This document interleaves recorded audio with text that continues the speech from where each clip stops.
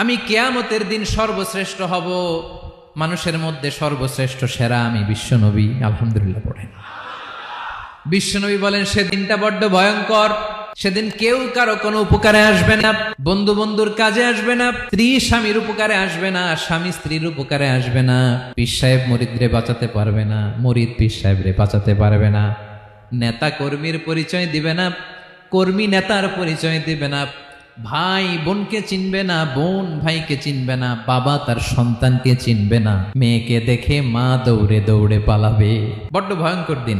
বিশ্বনবী বলবেন জমিনটা এখনকার মতো থাকবে না, পুরো জমিনটা সমান হয়ে যাবে, ফ্ল্যাট। এখন তো গোল, তখন ফ্ল্যাট। সবাই এক জমিনের উপরে দাঁড়াবে, সূর্যটা মাথার কাছে চলে আসবে, সূর্যের গরমে মানুষের মাথার মগজ গলে গলে কানের ছিদ্র নাকের ছিদ্র দিয়ে বেয়ে বেয়ে পড়বে। সবাই হয়রান পেরেশান ক্লান্ত শ্রান্ত। মানুষগুলো বলবে বাঁচার কোনো উপায় নাই। 50,000 বছর মানুষ এরকম দৌড়াবে, চিৎকার করবে, কাঁদবে, বাঁচার কোনো উপায় নাই। সবাই বলবে আহ, আল্লাহ যদি বিচারটা শুরু করতো, যা হবার হবে, আগে বিচার শুরু করুক। বিচারই শুরু হয় না, বিচার শুরু হইতেই 50,000 বছর। আল্লাহ, 50,000 বছর, 5,000, 15,000 না, 50,000 বছর এরকম যাবে। মানুষগুলো কাঁদতে কাঁদতে বলবে চলো আমরা আদম আলাইহিস সালামের কাছে যাই, যেন আল্লাহর যে সুপারিশ করে, আল্লাহ আপনি বিচার শুরু করেন। কিয়ামতের ময়দানে সবাই মিলে সাইয়েদনা আদম আলাইহিস সালামের কাছে যেয়ে বলবে ইয়া আবাল বাশার ইয়া আউয়ালাল আম্বিয়া, ও আদম নবী, আপনি দুনিয়ার বুকে প্রথম নবী। আল্লাহ নিজ হাতে আপনারে 60 হাত লম্বা করে বানিয়েছেন, আপনার সম্মানে ফেরেশতাদেরকে সেজদা দিতে বলেছেন। দুনিয়ার প্রথম নবী, প্রথম মানুষ আপনি। আপনি আল্লাহর যে সুপারিশ করেন যেন আল্লাহ বিচার শুরু করে। আদম আলাইহিস সালাম বলবেন আমি পারবো না, কারণ আল্লাহ আমাকে একটা নিষিদ্ধ গাছের কাছে যেতে নিষেধ করেছিল, আমি ভুল করে এই গাছের ফল খেয়েছি। নাফসি নাফসি, আজকে আমার কি হবে আমি জানি না, আমি বড় লজ্জিত। আমারে যদি আল্লাহ জিজ্ঞেস করে কেন খাইছিলাম, আমার কোনো উত্তর নাই, তোমারে বাঁচামো কেমনে আমি? নবীরা থার করে কাঁপবে সেদিন। আদম আলাইহিস সালাম বলবেন আমি পারবো না, মাফ করো আমাকে, আমি পারবো না। ওই যে ভুল করে গন্ধম খেয়ে ফেলেছি, নিষিদ্ধ গাছের ফল খেয়ে ফেলেছে, আমি বড় লজ্জিত অনুতপ্ত, আমি পারবো না। আজকে আল্লাহ এত রাগান্বিত হয়েছে, আগে কখনো আল্লাহ এত রাগান্বিত হয় নাই, ভবিষ্যতে আল্লাহ কখনো এত রাগান্বিত হবে না। আমি পারবো না, এক কাজ করো, তোমরা নূহ আলাইহিস সালামের কাছে যাও। কোন নবী? লোকেরা এবার পাগলের মতো দৌড়াতে দৌড়াতে আল্লাহর নবী নূহ আলাইহিস সালামের কাছে যেয়ে বলবে ইয়া নবী আল্লাহ নূহ, আনতা আউয়ালুর রাসূলি ফিল আরদ, আপনি জমিনে প্রথম রাসূল। আদম আলাইহিস সালাম নবী ছিলেন, রাসূল ছিলেন না, এই দুনিয়ার বুকে প্রথম রাসূল ছিলেন আল্লাহর নবী নূহ আলাইহিস সালাম। সবাই বলবে ও নবী আল্লাহ নূহ, রাসূল আল্লাহ নূহ, আল্লাহ আপনাকে আবদান শাকুরা, শুকর গুজার বান্দা বলে কোরআনে বলেছে। কোরআনে নূহ আলাইহিস সালামের নামেও সূরা আছে না নাই? আপনি আল্লাহর প্রিয় বান্দা, প্রিয় রাসূল। দেখেন আমাদের কি দশা, ঘামতে ঘামতে শেষ, জমিনটা তামার জমিন, সূর্যটা মাথার কাছে, কি করবো আর পারি না, ঘামতে ঘামতে আর কত ঘামবো, কত দাঁড়িয়ে থাকবো। আল্লাহরে যে বলেন বিচার যেন শুরু করে। নূহ আলাইহিস সালাম বলবেন আমিও পারবো না, আমিও পারবো না, আমি আমার ছেলের জন্য এক কথা বলে ভুল করে ফেলছি। যখন মহাপ্লাবন হবে আমি বললাম আল্লাহ আমার কলিজার টুকরা সন্তান রে বাঁচান। আল্লাহ বললেন ও নূহ, সে তোমার সন্তান না, কারণ সে ঈমান আনে নাই, সে পাহাড়ের উপর দাঁড়িয়েছে, দেখি কেমনে সে বাঁচে। ওই যে আমি একটা না বুঝে আবদার করেছি, আল্লাহ আমার উপর রেগে গিয়েছিলেন। আজকে আল্লাহ ওই ব্যাপারে যদি আমারে প্রশ্ন করে, আমার কোনো জবাব নাই, আমি পারবো না, মাফ করো। তোমরা সবাই মিলে আল্লাহর খালিল ইব্রাহিম আলাইহিস সালামের কাছে যাও। লোকগুলো পাগলের মতো খুঁজতে আরম্ভ করবে, অযুত লক্ষ নিযুত কোটি মানুষের ভিড়ে আল্লাহর খালিল ইব্রাহিমকে যেয়ে বলবে ইয়া খালিলুল্লাহ, ও আল্লাহর খালিল, আল্লাহ আপনাকে বড্ড ভালোবেসেছেন, আপনি কাবা বানিয়েছেন, আল্লাহ আপনাকে বড্ড পছন্দ করেন। দেখেন আমাদের কি অবস্থা, আপনি যে আল্লাহর কাছে সুপারিশ করেন যেন আল্লাহ আজকে বিচার শুরু করে। আল্লাহর নবী ইব্রাহিম বলবেন আমিও পারবো না, আমি আমার জীবদ্দশায় 3টা মিথ্যা বলেছি। কয়টা?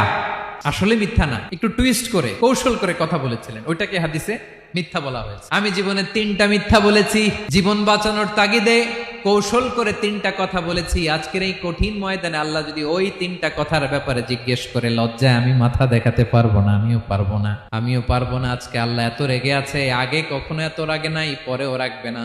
তোমরা সবাই মিলে বনি ইসরাইলের নবী মুসা আলাইহিস সালামের কাছে যাও। সবাই এবার যাবে মুসা আলাইহিস সালামের কাছে, যেয়ে বলবে ইয়া নবী আল্লাহ মুসা, আপনি ছিলেন কালিমুল্লাহ, আল্লাহর সাথে সরাসরি কথা বলতেন, রব্বুল আলামিন আপনাকে তাওরাত কিতাব দিয়েছেন, আপনি যে একটু সুপারিশ করেন। আল্লাহর নবী মুসা বলবেন মাফ করো, আমিও পারবো না, আমি দুনিয়ার বুকে ভুল করে একটা মানুষকে মেরে ফেলেছি। আমি মারছিলাম আদব শিক্ষা দেওয়ার জন্য এক থাপ্পড়, এই থাপ্পড়ে যে ওই লোক মরেই যাবে আমি জানতাম না। আজকে আল্লাহ যদি জিজ্ঞেস করে কেন মারলা, জবাব আছে। ওই লজ্জায় আমি অনুতপ্ত, আমি পারবো না, আমার এই কথা বলো না। আজকে আল্লাহ বড্ড রেগে আছে, আমি পারবো না। তোমরা আল্লাহর নবী সাল্লাল্লাহু আলাইহি সাল্লামের কাছে যাও। কিয়ামতের ময়দানে মানুষগুলো পাগল পাড়া হয়ে আল্লাহর নবী ঈসা আলাইহিস সালামের কাছে যাবে, যে বলবে নবী ঈসা আপনি রূহুল্লাহ, বাবা ছাড়া আল্লাহ আপনাকে বানিয়েছেন, ইনজিল কিতাব দিয়েছেন, মৃত মানুষকে আপনি জীবিত করতে পারতেন। আজকের এই কঠিন বিপদের দিনে আপনি আমাদের সাহায্য করেন। আল্লাহর কাছে যে বলেন যেন বিচার শুরু করে। ঈসা আলাইহিস সালাম বলবেন আমিও পারবো না। ইন্নী উবিদতু মিন দুনিল্লাহ, আমার উম্মত খ্রিস্টানেরা আল্লাহরে বাদ দিয়ে আমি ঈসার ইবাদত করেছে। আমার মা ম্যারি আর আমাকে ডাকতো জেসাস ক্রাইস্ট, আমার ইবাদত করেছে। যদিও আমি আমার ইবাদত করতে বলি না, ঈসা আলাইহিস সালামও ইবাদত করতে বলেছেন একজনের, তিনি কে? আল্লাহর নবী ঈসা আলাইহিস সালাম বলবেন আমিও পারবো না। আজকে আল্লাহ অনেক রেগে আছে, আমি পারবো না। তবে একটা পরামর্শ দিতে পারি, একটা সাজেশন দিতে পারি। আজকের দিনে এই কঠিন মুসিবতের কালে, এই কঠিন সময়ে কেউ আল্লাহর দরবারে দাঁড়িয়ে একটা টু শব্দ করার ক্ষমতা কারো নাই, একমাত্র আখিরি জামানার পয়গাম্বর বিশ্বনবী মুহাম্মদুর রাসূলুল্লাহ ছাড়া। মানুষগুলো এবার আগুনের মধ্যে পানি দিলে যেমনি আগুন নিভে যায়, দাউ দাউ করা হৃদয়ে জ্বলন্ত আগুন তাদের ঠান্ডা হবে। কিয়ামতের ময়দানে ওই বিভীষিকাময় সময়ে মুসিবতের কালে মানুষগুলো পাগল হয়ে বিশ্বনবীকে খুঁজতে আরম্ভ করবে। সবাই মিলে বিশ্বনবীর কাছে যেয়ে বলবে ইয়া রাহমাতাল লিল আলামিন, ইয়া খাতামান নবীন, রাহমাতাল লিল আলামিন। দেখেন আমাদের কি অবস্থা, কি কঠিন বিপদে আমরা আছি, দাঁড়াতে পারি না, সূর্যের আলোতে ঘেমে হয়রান। আজকে কেউ সুপারিশ করতে পারবে না। সব নবীরা অপারগতা স্বীকার করেছে, তারা বলেছে আপনি ছাড়া কেউ নাকি আল্লাহর সামনে দাঁড়াতে পারবেন না, আপনি একটু সুপারিশ করেন। বিশ্বনবী বলবেন আসো আসো, আজকের দিনে আমি ছাড়া আল্লাহর সামনে কেউ দাঁড়াতে পারবে না। বিশ্বনবী মাকামে মাহমুদে যে আল্লাহু আকবার বলে সিজদায় লুটিয়ে পড়বেন। আল্লাহ রাব্বুল আলামিন বিশ্বনবীকে এমন কিছু চমৎকার শব্দ শিখাবেন, ওই শব্দগুলো দিয়ে আল্লাহর প্রশংসা করে বিশ্বনবী কাঁদতে আরম্ভ করবেন। বিশ্বনবী এমন ভাবে অজর দ্বারায় সিজদায় লুটিয়ে পড়ে কাঁদবেন, রব্বুল আলামিনের রহমতের দরিয়ায় জোশ লেগে যাবে। রব্বুল আলামিন এই দৃশ্য থেকে সহ্য করতে পারবেন না। রব্বুল আলামিন বলবেন ইয়া মুহাম্মদ ইরফা রাসাক, ও নবী আপনি মাথা তোলেন, মাথা তোলেন, আপনার কান্না আমি সহ্য করতে পারি না। নবী আপনি মাথা তোলেন, সাল তুতা, আজকে আপনি যা চাবেন তাই দেব। নবী আপনি সিজদা থেকে মাথা তুলেন, সাল তুতা। বিশ্বনবী এবার মাথা তুলবেন। যে বিভীষিকাময় সময়ে প্রত্যেক নবী বলেছেন আমি পারবো না, প্রত্যেক নবী বলেছেন নফসি নফসি, আমার কি হবে আমি জানি না, আল্লাহ আমারে বাঁচাও। প্রতিটি নবী বলবে নফসি নফসি, আল্লাহ তুমি আমারে বাঁচাও, আমারে বাঁচাও। বিশ্বনবী মাথা তুলবেন, তুলে বলবেন রব্বি হাবলি উম্মতি, আল্লাহ তুমি আমার গুনাহগার উম্মতকে বাঁচাও।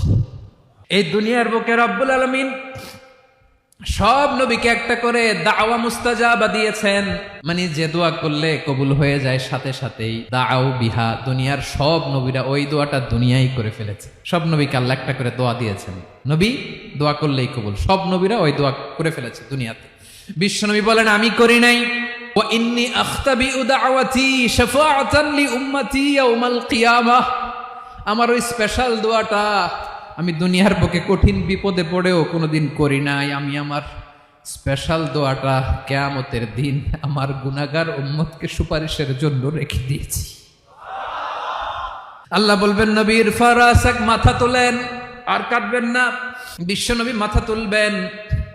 আল্লাহ বলবেন সাল তুতা, আপনি যা চাবেন তাই দেব। ওয়াশফা তুশাফা, সুপারিশ করেন, সুপারিশ কবুল করব। বিশ্বনবী বলবেন আল্লাহ ওই স্পেশাল দোয়াটা দুনিয়াতে করি নাই, আজকে আমি তোমার দরবারে দাঁড়িয়ে কিয়ামতের দিন ওই দোয়াটা করছি। আল্লাহ আমার যে উম্মতের হৃদয়ে যাররা পরিমাণ ঈমান আছে, আমার একটা উম্মতকেও তুমি জাহান্নামে ঢুকাতে পারবা না।